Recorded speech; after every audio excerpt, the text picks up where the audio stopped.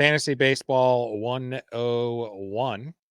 You didn't put the chick up there. Oh, where is she? There she is. So yeah, we're monitoring the minor leagues. Basically, what we're talking about is just kind of giving you some websites that we use that we find helpful as well.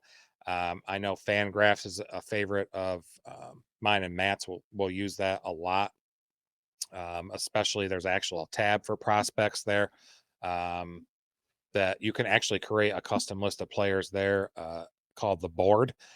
It's not very user friendly, so I don't recommend that if you can figure it out. But I had some troubles with it. But Fangraphs as a whole has great information. Sometimes it's overwhelming.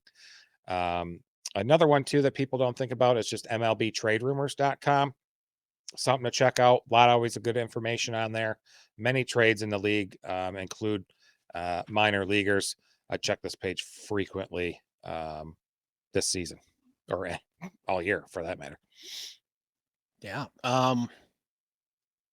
There's also Baseball America, and I'll continue to parrot Fangraphs. One of the reasons that I like them is there are a couple sites who continually update their top prospect list throughout the season, as opposed to just putting out something before the season and then at the break.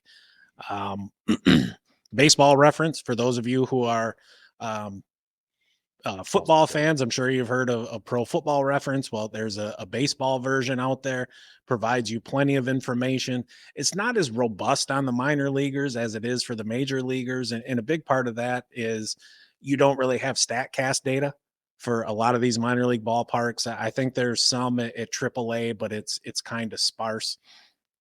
And so we've talked about where to go to get information, but why is it important? Why is it critical that you monitor the minor leagues as you go through your fantasy baseball season?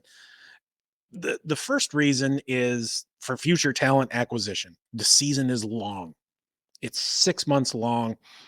The regular season for fantasy baseball is 5 months long, and then you get into the playoffs there in September. It's a lot of teams. It's a huge playoff pool or player pool. Just look over that course of time, players get hurt, and you want to be ahead of the curve. That can give you a really big advantage. Another reason is injury replacements. Just talked about that. Or performance replacements, and being aware of prospects and understand nobody expects you guys to keep your own personal top 400 prospect list. I mean, that's just ridiculous. Kyle and I don't even do that. I'll have 10, maybe a dozen that I want to keep an eye on, but that really comes in handy when you take a look at who's on waivers, and it's a bunch of jags, a bunch of Yeah. dudes who are just guys. Um, they're also important for trade value. People tend to overvalue prospects, especially those who get off to a hot start. Um, for For whatever sure. reason, everybody wants the shiny new toy, right? They want to be the smartest dude in the room. They want to unearth the next Mike Trout or the next Mookie Betts or Ronald Acuna or whatever it may be.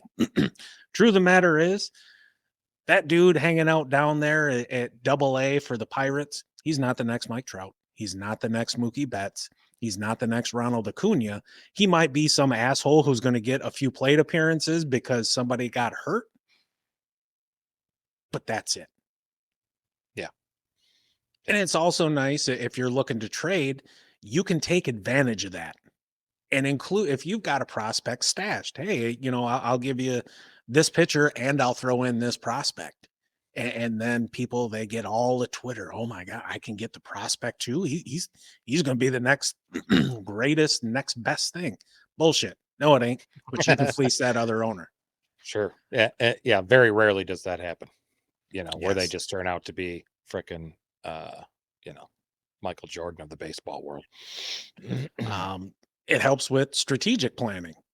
If you're in a league that has some minor league roster spots and you see somebody's getting called up, but you can still keep them on that minor league slot for a while, there's going to be It's times when great. that makes sense. Yeah. Um, Understanding who to stash, when to trade some of these players. Again, you don't need to monitor the entire minor leagues, but just go to your favorite team's website and look at their prospects. Pick out two or three guys, especially if there's somebody who's ranked in the top 100, 150, something like that. Yep. And then the last part, at least to me, and the most important one, is it gives you such a competitive advantage. You're going to have a leg up on those other team managers who don't pay attention to the minor leagues. It'll help you understand who to choose.